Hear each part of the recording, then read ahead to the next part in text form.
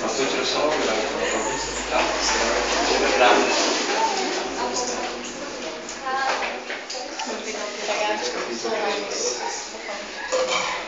Eu te disse que eu ia te pôr pra malhar, Iaco. Te falei que eu ia te pôr pra malhar, pra emagrecer. Falei? Irmão, não é pra essas coisas. Tô quase. Se alguém quiser ajuda pra emagrecer. Quer ajuda, pastor, para emagrecer? Está precisando de ajuda, fica 2 meses sem comer, emagrece. Ajudei? Ajudei ou não? Ficou bom princípio. Aumenta só um pouquinho. Todo mundo está me ouvindo? Amém. Apocalipse capítulo 3, versículo 22. Alguém lê para mim, por favor. Quem tem ouvidos, ouça o que o Espírito diz às igrejas. Amém? Abra a sua boca e fala assim: quem tem ouvidos, ouça o que o Espírito diz às igrejas. Costa sua Bíblia, feche seus olhos. Senhor, eu te louvo por tudo que o Senhor já fez nessa noite. Obrigado pelo louvor. Obrigado, Senhor Deus, porque o Senhor nos deu a oportunidade de adorar o Senhor. E agora o Senhor nos dá a oportunidade de ouvir a Tua palavra. Venha, Senhor Deus, toma a minha boca, Senhor Deus, e que o Teu Espírito Santo fale através de mim. E que o Senhor possa, Senhor Deus, enviar a Tua palavra direto do Teu trono ao coração do Teu povo, da Tua igreja. E que ela alcance, Senhor Deus, o propósito para o qual o Senhor ordenou. Em nome de Jesus. Amém. Vamos sentar.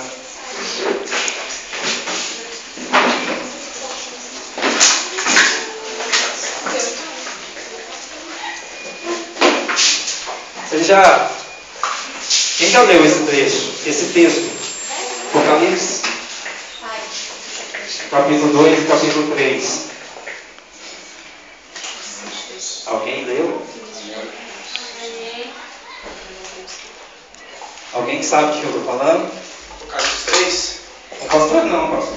Capítulo 2, capítulo 3. 2 e 3, pastor. Alguém já leu Apocalipse? Amém. Pastor, eu vou te falar Das igrejas. o pior é que a sua voz é tão alta que me cobra a minha lá de fora. Eu tenho que falar na lagarta, lá do lado. Tirando o pastor Luzimar, alguém já leu Apocalipse? Amém. Apocalipse capítulo 2, capítulo 3 fala sobre o quê? As cartas. Pastor, sua igreja tá? Seus meninos não. As cartas às 7 igrejas. E esse texto que nós lemos pertence à carta à última igreja, a 7ª, a igreja de Laodiceias. O pastor Luzimar, quando me convidou, ele me falou assim: leva uma palavra sobre constância. Aí na hora eu lembrei de uma senhora chamada Constância. Dona Constância? Dona Constância. Gente boa. Mas ela não era nada constante. Era só um nome. Ela balançava para lá e para cá. E não sei o porquê que alguém chamou essa senhora de Constância. Meu ajudador está só apontando o dedo assim.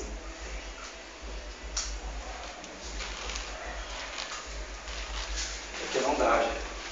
Se eu ficar aqui, eu vou ficar sem ver metade da igreja. Entendeu? E a dona Constância era igual um barquinho na água. Já viu o barquinho na água quando o vento está soprando? Como é que ele fica? Balançando.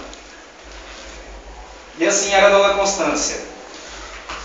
O que isso tem a ver com o trecho que nós lemos? O trecho é só porque eu acho comprido demais para ler a carta inteira. E o tempo a gente vai tentar aproveitar o máximo possível da palavra. Mas quem já leu, lembra do que a carta aos Laodicenses fala, o que o Espírito Santo, através do apóstolo João, falou aos membros daquela igreja. E quem não leu, fica com dever de casa, para amanhã o pastor tomar. Quem leu? O pastor. A cidade de Laodiceia é uma cidade de rico comércio no Império Romano na época. pertencia à Grécia, era uma cidade grega, e era uma cidade importantíssima economicamente no Império. E de repente, o Espírito Santo vira e fala assim: quem dera se você fosse frio ou fosse quente. Eles estavam sentados, parecia, na verdade estavam sentados, estavam deitados, parecia o hino nacional, deitado em berço esplêndido. Era uma igreja acomodada, era uma igreja que já tinha alcançado um certo patamar de membros e que economicamente era rica, porque a cidade era muito rica. E o Espírito Santo chega e fala assim: quem dera se você fosse frio ou fosse quente. Você não é frio, não é quente, você é morno. E pelo fato de você ser morno, eu estou... Como é que é, pai? Vomitar eu acho feio. Vamos falar regurgitar, que é mais bonito. Como é que é? Essa eu não fiz.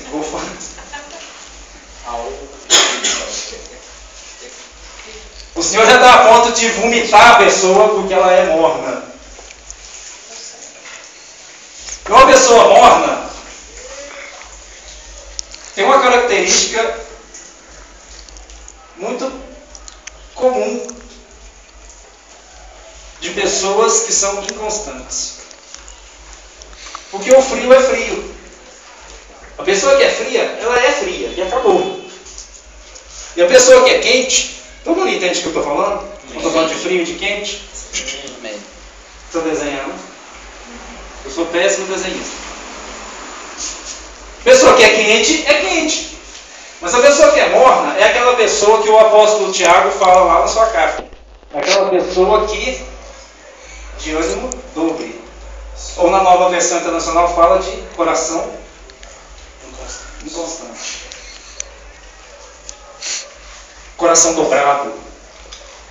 Aquela pessoa que uma hora eu estou bem, outra hora eu não estou bem. Uma hora eu estou com Deus, outra hora eu pulo. Deus, a minha vida, fica comigo. Sou a sua casa, mora em mim. Outra hora ele... Será que Deus mora em mim mesmo? Quando vem a dificuldade, a pessoa... Onde está Deus? Afinal de contas eu entreguei.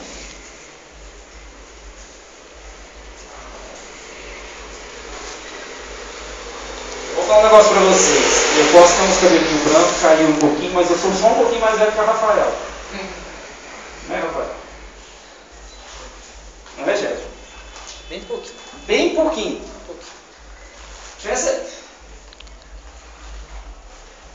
Há pouco tempo atrás eu estava igual a vocês, sentado no banco escutando uma pessoa falar para mim.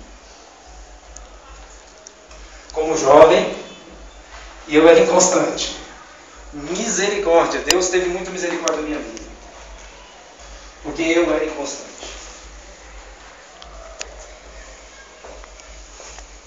O dia que eu dei o testemunho na igreja, eu estava lá não, viu, pastor? Não deu testemunho não, né?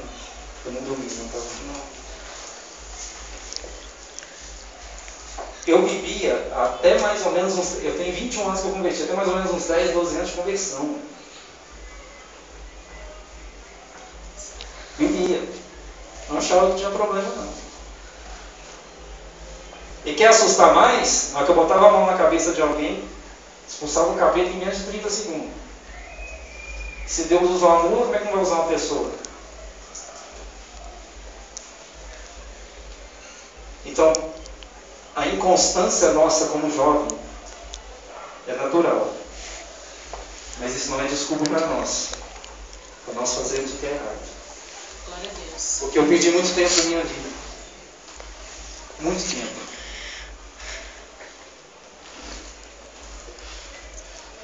Quantas pessoas eu deixei de ajudar porque ao invés de me consagrar a Deus e de permanecer firme, eu era morninho. Pegava fogo, mas jogava um balde de gelo logo em cima para mornar. Morrendo de medo de esfriar, veio o inferno. Porque na época que eu converti era assim. Você converte agora, porque senão você vai para o inferno.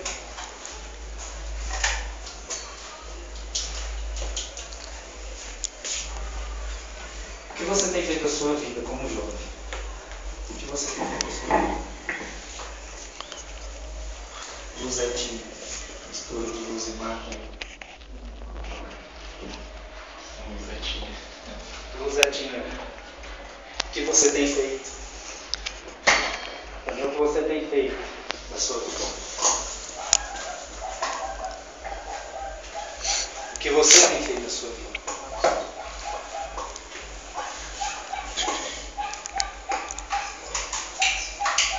Onde o seu coração está firmado?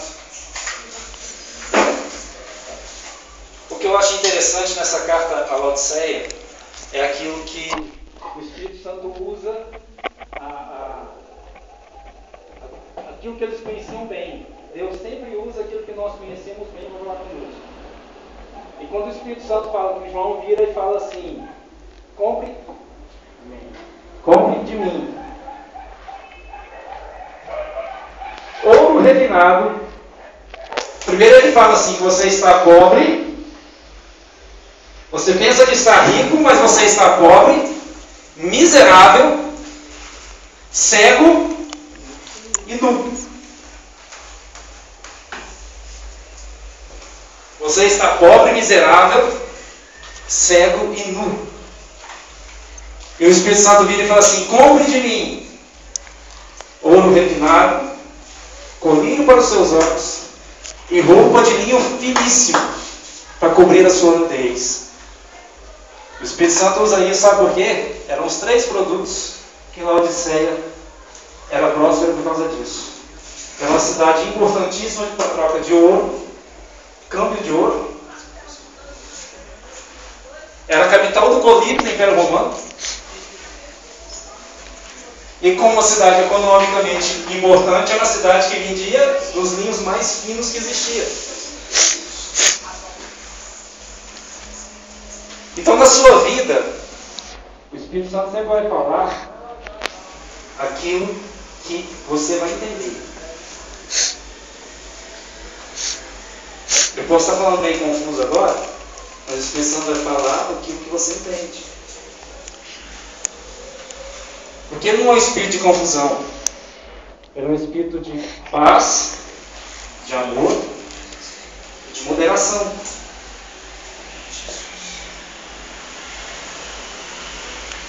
Onde está o seu coração?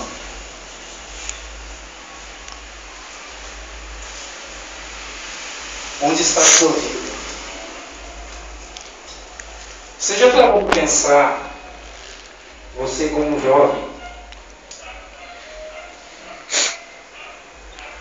você tem mais vigor físico do que o pastor Luzimar. Quando o pastor Luzimar seja velho, mais ou menos. Não que ele seja idoso, mais ou menos. Não que ele esteja precisando de uma bengala. Não está precisando, porque lá no negócio da igreja lá era só ele pular. A coreografia era só ele fazer. Mas você, como jovem, tem mais vigor físico do que ele. Você tem mais vigor físico do que eu. Quem vai conquistar o Porto Rico são vocês, não é o pastor Luzimar. Glória a Deus. É a Luzetinha? É a Tinha. Luzetinha. Vocês são a próxima geração que vai ver a igreja estender suas tendas, alargar suas tendas, alargar suas estacas e fazer as paredes andarem de um lado para o outro, para o fundo, para cima. Amém. São vocês que vão fazer a diferença. Ele está aqui, ele vai fazer a diferença? Vai. Porque ele faz a diferença na vida de vocês. Na nossa vida. Ele que conduz vocês até um caminho na palavra, naquilo que o Senhor quer para a sua vida. Mas quem vai ali fora alcançar aquelas vidas perdidas são vocês. É o seu testemunho a Deus pessoal, é a sua conduta de vida pessoal, é o seu cartão de visita, é o seu espelho, para que o mundo lá fora veja quem é Jesus Cristo. E quando nós andamos com jovens, e não são só jovens não, tá? Mas tem muita gente inconstante por aí. Mas por ser uma característica de mocidade, quando nós andamos, feito o barquinho, para lá, para cá, você está dançando valsa. É isso que as pessoas lá fora veem em nós.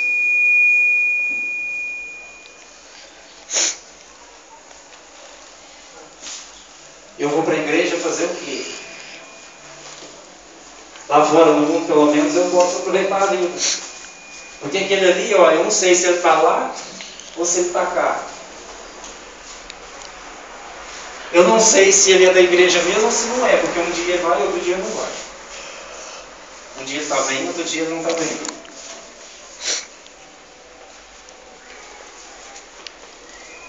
que eu estou esquecendo comigo. Então você está esquecendo comigo. As pessoas poderiam ensinar a gente fala de Tiago e Vieira.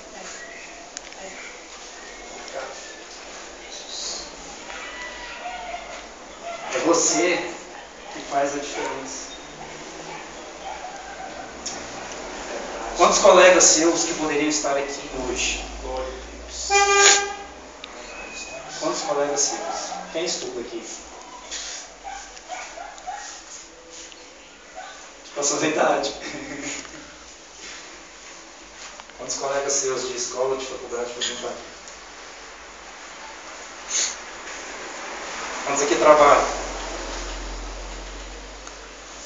Você está na idade. Quantos colegas seus de trabalho poderiam estar aqui hoje?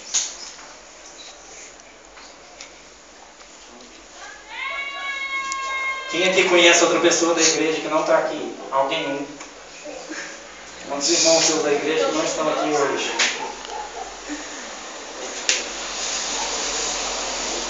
Porque às vezes não. Dentro da igreja sempre tem alguém que está mais perdido do que está lá fora. Basta a gente lembrar da parábola de Jesus para a dracma perdida. Ela estava perdida onde? Alguém lembra onde que a mulher perdeu a dracma? Foi? Tinha uma perdida no mar. Não, era dentro de casa. Essa era dentro de casa. E o que ela fez? Ela procurou, chamou as amigas, tirou tudo de dentro de casa, tirou todos os móveis do lugar para achar 2 dracmas perdidas. Você sabe o que são 2 dracmas? 2 centavos. Era moeda de menor valor. É lógico que o valor é um pouco maior que isso, mas deve ser o que? Uns 20 centavos, 25 centavos hoje. Mas é a menor moeda que tinha na época, 2 centavos. Sabe por que ela procurou isso? A dracma era usada. Vocês lembram? Alguém assistiu aquelas minisséries da Record lá? José, Davi, aquelas... Filme bíblico, alguém já assistiu? Filme Jesus, lembra? Lembra que tinha um negocinho que as mulheres usavam assim? Um negócio dourado na cabeça que prendia o véu, né? Elas usavam um véu e passavam tipo uma tiara, uma argola por cima da cabeça. Lembra que tinha uns negocinhos pendurados, douradinho? Aquela era moeda de dracma. Por isso que ela ficou desesperada e só usava aquilo quem era a noiva. Quem é a noiva do Senhor hoje?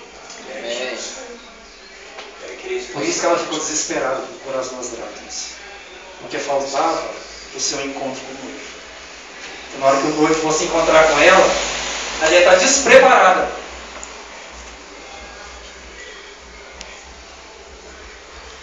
Você é a noiva do Senhor? Amém. Glória a Deus. Vou perguntar de novo, que eu acho que não entendeu. Você é a noiva do Senhor? Amém. Glória a Deus. Essa igreja faz parte do corpo da noiva do Senhor? Glória a Deus. Glória a Deus. hoje, vou ficar cansado. Até aí eu estou devagar. Estou meio assim por lá, viu Deus da minha vida. Eu preciso emagrecer também, né?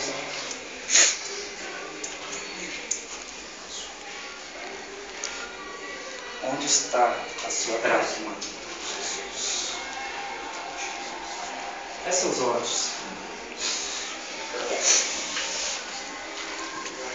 Feche seus olhos. Pergunte para você mesmo, onde está o seu coração? Onde está a minha dracma? Será que eu sou igual o barquinho na água, fico balançando para todo lado? Olha, é difícil. Na escola é muito difícil, você não conhece. Meus colegas eu conheço, porque eu tive a sua idade, eu tive na escola, eu sei como que é difícil. Você pareceu chato, você pareceu careta, porque você é um crente. Mas existem coisas que têm motivo de ser dessa forma. Por que nós temos que agir como cristãos na frente dos nossos amigos? De acordo com a palavra do Senhor. Porque se Jesus voltar hoje, querido, ser careta na frente do seu colega, te deixa mais próximo da salvação quando ele voltar. E você ser legal com ele quando o Senhor te fala para agir de forma diferente, pode te afastar. Aí você pesa. Muitos aqui devem ter 15, 12, 20, 18 anos.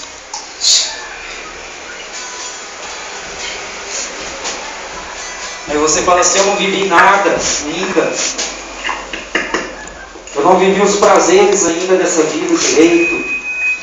Deixa eu aproveitar a minha mocidade para depois eu dedicar tempo ao Senhor.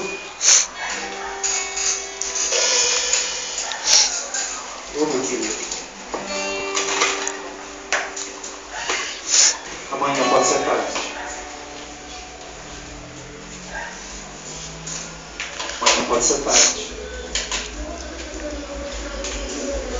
Amanhã pode ser tarde.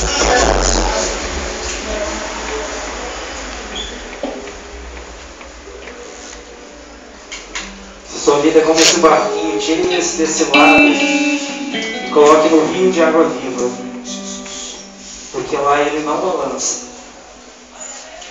O Espírito Santo não deixa o seu barquinho balançar, não deixa você ir para lá nem vir para cá. Ele estabiliza o seu coração, estabiliza a sua vida.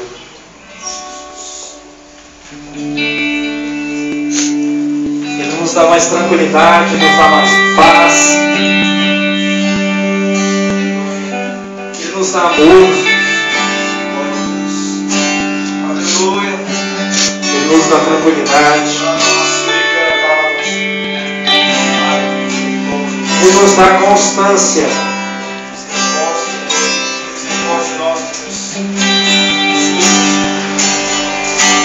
Ele nos dá aquilo que nós precisamos para que tenhamos uma vida abundante. Eu dou uma administração e falo assim que eu tenho, que a Bíblia diz que eu tenho. A Bíblia diz que eu tenho uma vida mais do que abundante, que eu tenho uma vida eterna.